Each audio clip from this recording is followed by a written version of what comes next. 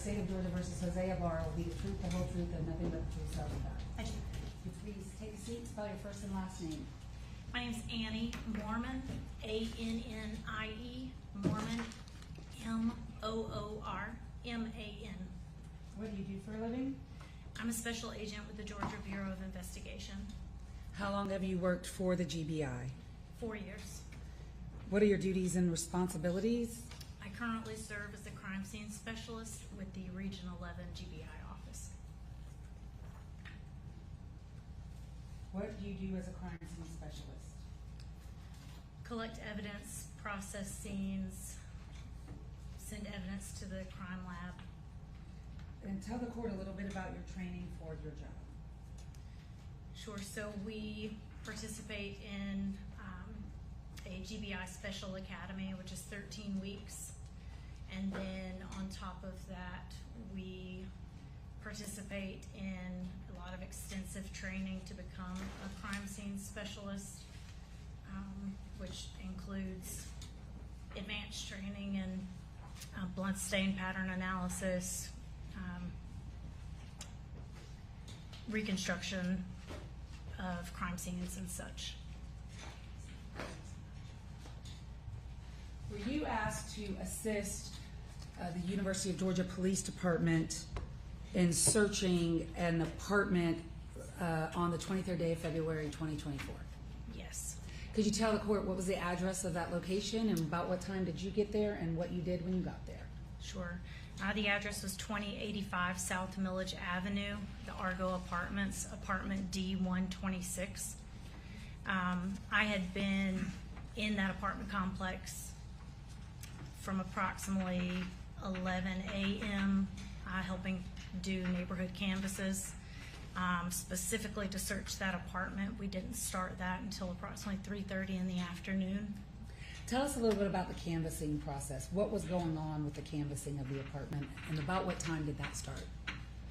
I believe it started around 10:30 or 11 a.m. There were many GBI agents on that property, probably somewhere between 40 and 50 of us.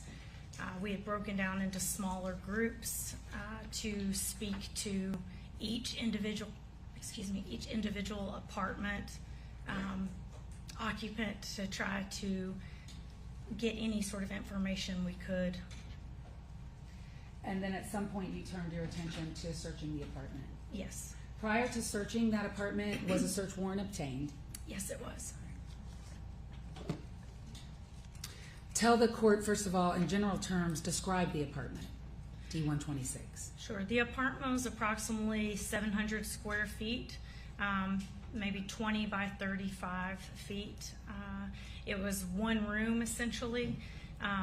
It was kind of an open space living area that had 2 beds and a couch with a small closet, a small kitchen in the northwest corner, and a bathroom in the northwest corner. When you searched the apartment, did you take photographs? Yes, I did. And did you also do a crime scene sketch or a sketch of the apartment? I did. I'm going to hand you a series of photographs. They are marked for the record as states 195 through 235, with the exception of states 209 through 215 and 225 and 226. Those numbers will not be used. So handing you this stack, and then I'm going to ask you some questions. Okay?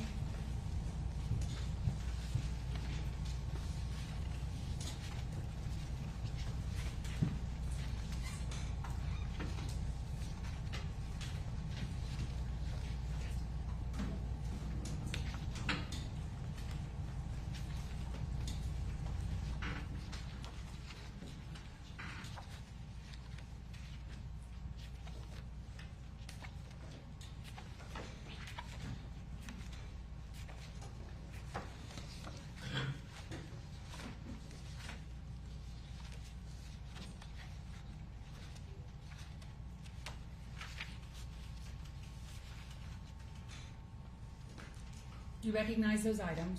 I do, yes. The 235, can we start with that? What is it? This is a crime scene sketch I created after searching the apartment. Is that an accurate sketch of the apartment? Yes. So we moved it to 235. No objection. 235 submitted. And then the remaining of the exhibits that I handed you, what are they?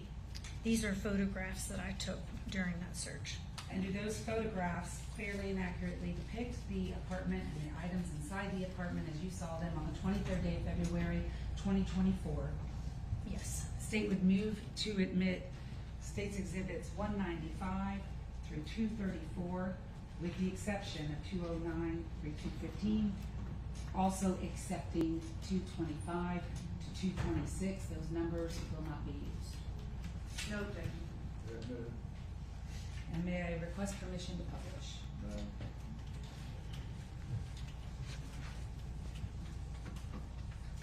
I've set some gloves in front of you. I don't think you're gonna need them. I don't know, just in case if you need to use them, go ahead. Okay. First of all, in searching the apartment, let me come back and grab those exhibits. And I'll give you these if you might need them. Okay, thank you. And it's starting first with 235. Could you tell the court what we're looking at here? Sure, this is a sketch of the apartment, D126 that I searched that day. How many beds were in that apartment, and did you note them? There were 2 queen-size beds along with a sofa. Okay. Where are they noted for the record? If you could use, there's a pointer. There should be a pointer next to you.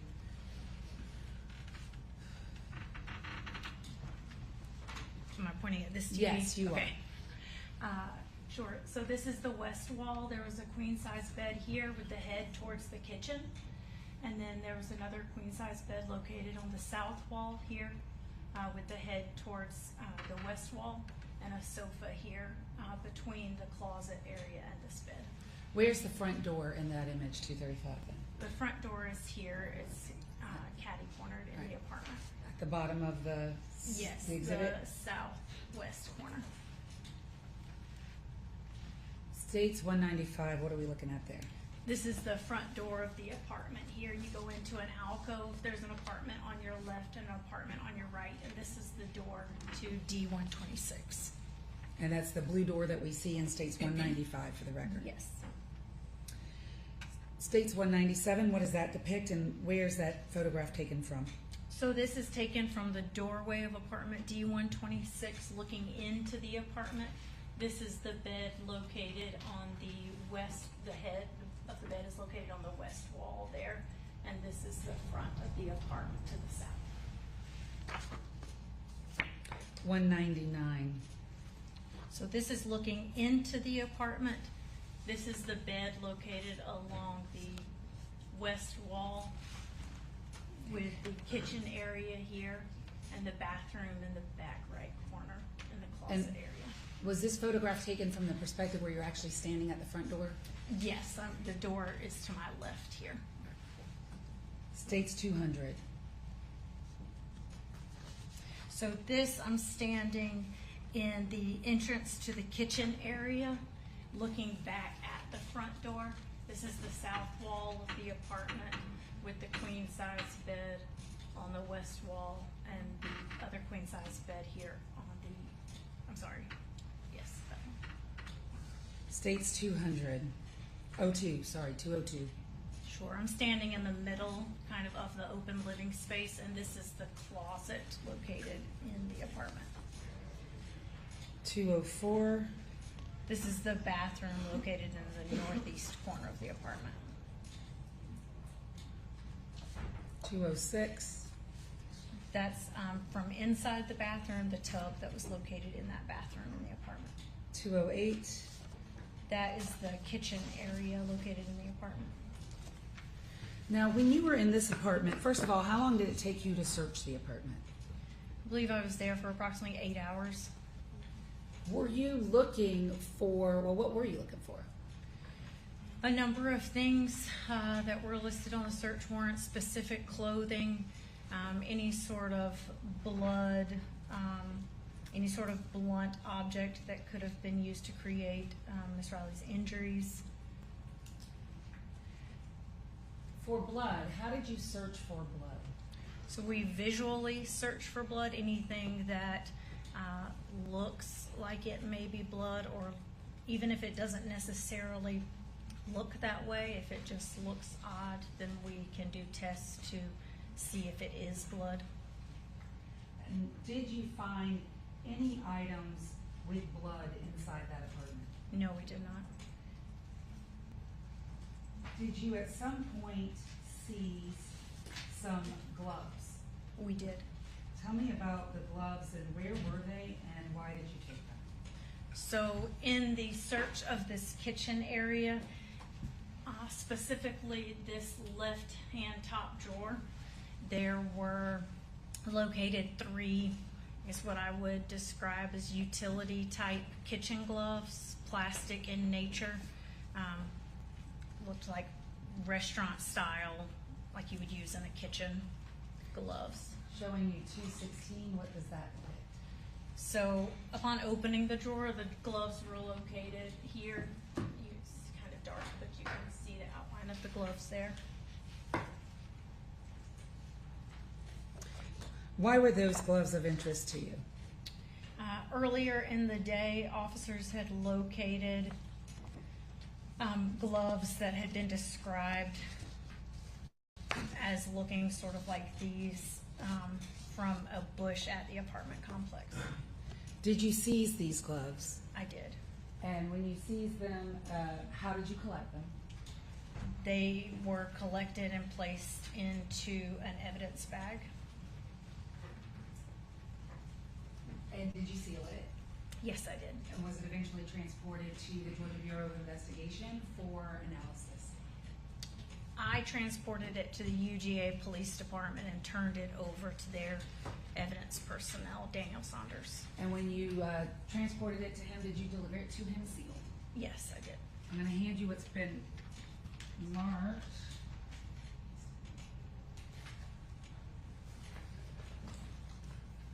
Oh, right here, sorry. As State's Exhibit 244 for the record. Do you recognize 244? If you could look inside that for me. Would like me to remove it from the Yes, bag? if you could to look at it. Yes.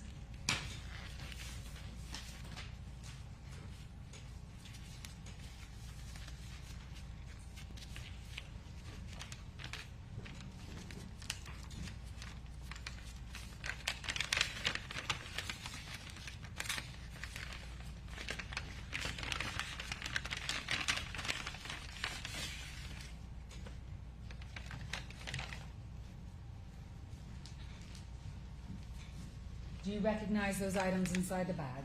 Yes. What are they? These are the gloves that I collected on the night of the 23rd, excuse me.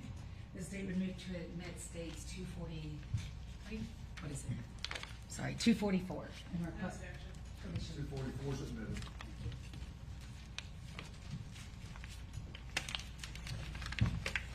I'm just gonna take one of them out, Okay. all right? And then I'll put the rest back in. Okay. Those are the gloves.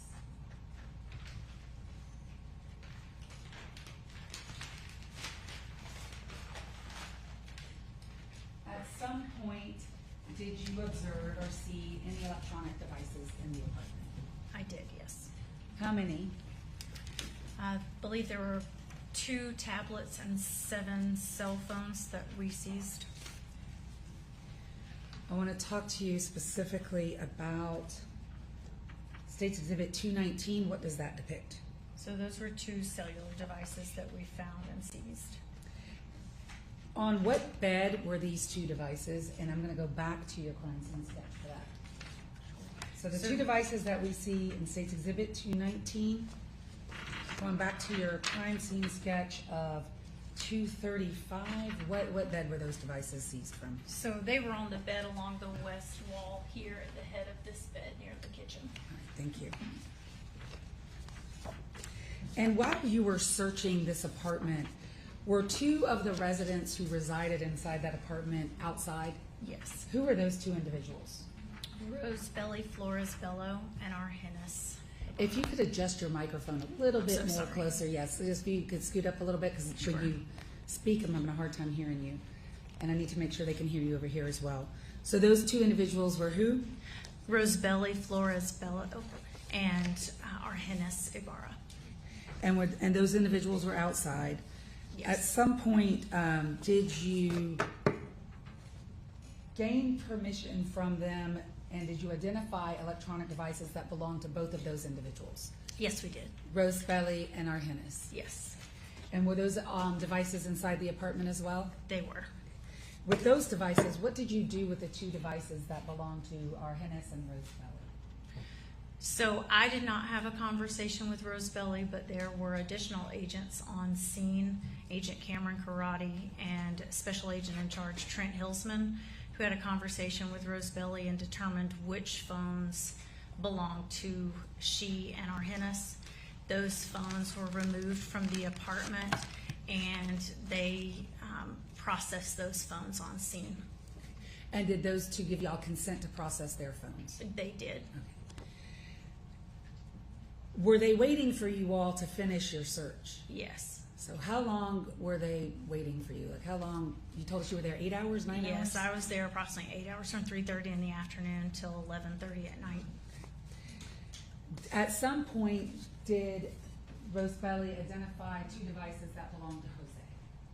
Yes. And did you seize those two devices? Yes, we did. Are those two devices the two devices that we saw on the bed in the photograph that They we've just are. shown? Yes. Well, there won't be a confrontation issue because she's going to be our next witness. And I would offer that only for, to explain the officer's conduct about why she seized the device, but any confrontation issue will be cleared up by the next witness, or will be cured by the next witness. So I will overrule the objection at this time. If it needs to be made later, I'll reconsider. Yes, sir.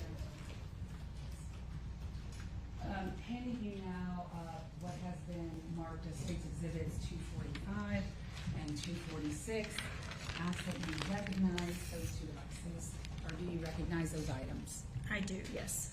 What are 245 and 246? These are the cell phones that were located on that bed on the west wall of the apartment. And are those the cell phones that you seized that evening? Yes. What did you tell us about the seizure of those two devices? But before I do that, I want to move to admit 245 and 246. Your Honor, we're still maintaining our objections that have already been heard, motion to suppress, but subject to those objections to not be noted. Those objections are noted, and I will admit it. 245, 246. Tell us about the seizure of 245 and 246, these two cell phones. So they were located, like I said earlier, on the bed along the west wall. We believed that exigent circumstances existed to seize those, even though they were not specifically written within the search warrant. We believed we would be covered because we would not be searching those at that time. We knew that search warrants would be obtained later to search those. We were fearful that had we left them, the phones could be destroyed in any type of manner. We were also worried about the evidence located on those phones possibly being disturbed. I'm sorry, my word No. just left me, but being able to be wiped should we not take those with us. Could you put those two phones in airplane mode? Were you able to do that? Or So we were not able to put them in airplane mode. We did not have access to them. We didn't know the codes to them and were not able to get into them. And so if you were not able to get into them to put them in airplane mode, were you able to search those phones at all? No. How much clothing did you look through in that apartment? There was a lot of clothing. And did you look at all of it? Yes. And were you looking for specific items? We were looking for specific items. I'm going to show you an exhibit that I will link up with FBI agent. I'm going to show you what's been marked for identification purposes. It states Exhibit 247. Do you recognize the person and those items inside that exhibit? Yes. Okay. Who do you recognize in that exhibit? So that is Mr. Ibarra. Okay. And then Mr. Ibarra in this courtroom? Jose, yes. Yeah, I'm okay, sorry, thank you. Jose Ibarra. And those items that you see in that image, were you looking for those items that evening in apartment D26? Yes, we were. Okay. I would move to admit 247, and I'll link it up with the next second witness. Your Honor, my understanding is that is a photo that's derived from the forensic review of the phone. So I'm not certain. This witness says she wasn't able to search the phone. I don't think she's the proper witness to lay the foundation for it. Well, that's why I'm going to complete the loop with Special Agent Hipkiss, but she's at least identified the defendant and the clothing that she was looking for. So I believe it's a proper thing to ask her about, and then I can, when Special Agent Hipkiss testifies, I can complete the loop of this photo. Well, I will reconsider the admissibility once we hear the further testimony from another witness. Thank you. So I'm not admitting it at this time. Okay. The items that we see in States 247, Jose Ibarra carrying and wearing, did you ever find those items inside your search of the apartment D126? No, we did not.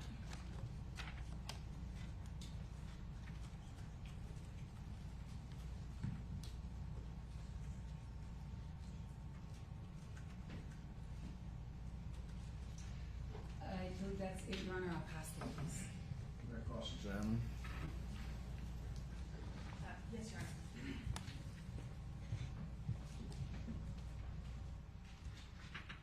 Good morning. Good morning. Before you conducted a search of the apartment, you were involved in the neighborhood canvas. I Is that was. right? And without telling me what you said, you spoke with an individual named Jennifer Slonaker. Yes. And while you were speaking to Ms. Slonaker, another individual kind of voluntarily joined the conversation. Correct. And that individual was Stephanie Slayton. Correct. And while you were speaking with Ms. Slayton, you were up on the second floor balcony of building D in the apartment complex. Yes. So you were a balcony above where the police had secured the apartment residence below. Yes. And you and Ms. Slayton and Ms. Slonaker could occasionally hear snippets of conversation from below.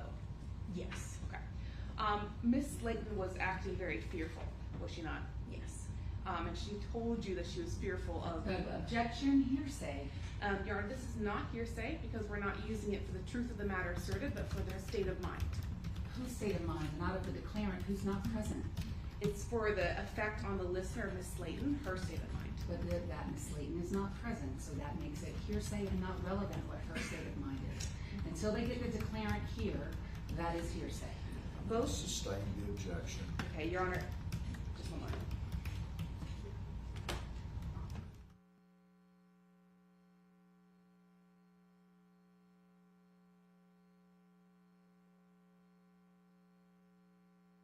I'll proffer that we are calling Ms. Slayton. She's under subpoena. We'll be here tomorrow. This is primarily for efficiency's sake. I just want to get some demeanor testimony and statements from Ms. Agent Mormon so we don't have to recall her.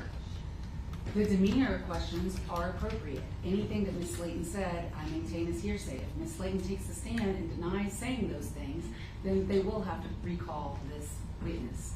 But that's just that does not make these statements admissible. They have to call the declarant first. The objection is still overruled, but I agree that demeanor questions are appropriate. Okay. So after Ms. Slayton acted fearfully, you ended up moving her across the street. No, we did not move her across the street. We finished our interview with her there and then conducted a secondary interview when we found her across the street at the gas station. And this was across the street from the apartment complex? Yes. And it was later that same morning? Yes. When, now let's turn attention to the search of the apartment. Basically, all of the apartment is one room, right? Essentially barring the bathroom.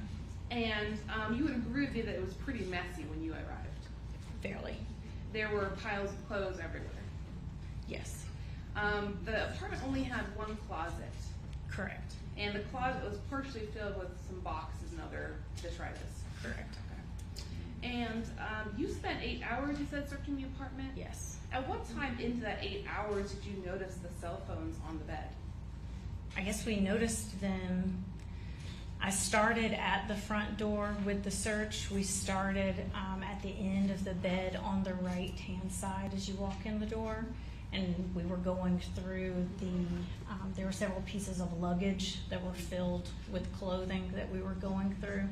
So it wasn't until I finished the search of all those clothes that we ran into the first cell phones on the floor next to that bed.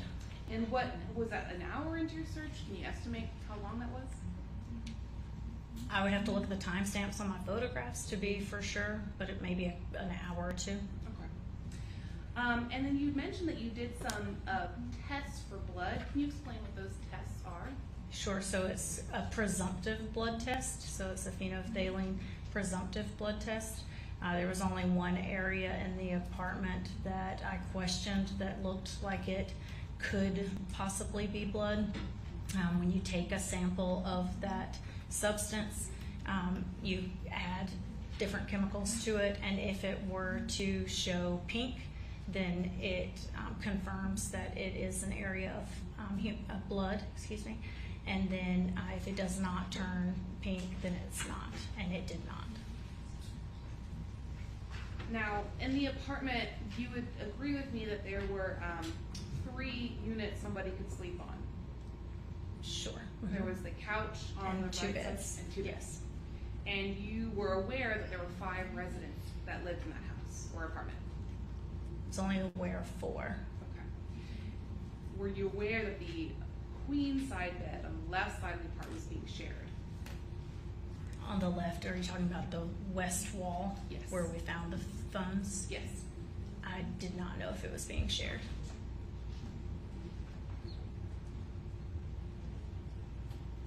No further questions. Briefly, you had the opportunity to interview Ms. Slayton that morning, correct? I did. And without telling us anything that she said, did you observe her demeanor? Yes. Were you able to get close enough to her to see if you could smell or determine if she was under the influence of alcohol? Yes. What was your impression of her, being whether she was under the influence of alcohol at the time that you were talking to her? I would say that she was. She smelled very strongly of alcohol. And your test for blood, you did only one presumptive test in the apartment. Yes. Is the first part of the process a visual examination? Yes. Why is that? Because what you see tells you information that you need. So is there any way for you to like spray the entire apartment with something to see if there's blood, or do you actually look for blood first and then test it if you suspect it? We actually look for it first. With your eyes? Mhm. That's all I have. Thank you, Your Honor. Anything else, Ms. Gladys? No, Your Honor. Should she be excused? Yes, sir. Any objection? No objection. Subject to recall for the Slayton statement. Take direction, if you would, from Ms. Ross. Yes, sir. I'll bring her back if she's needed, and I'll keep in contact with her. Very well. This is probably a good time to take a recess. We'll take 10 minutes.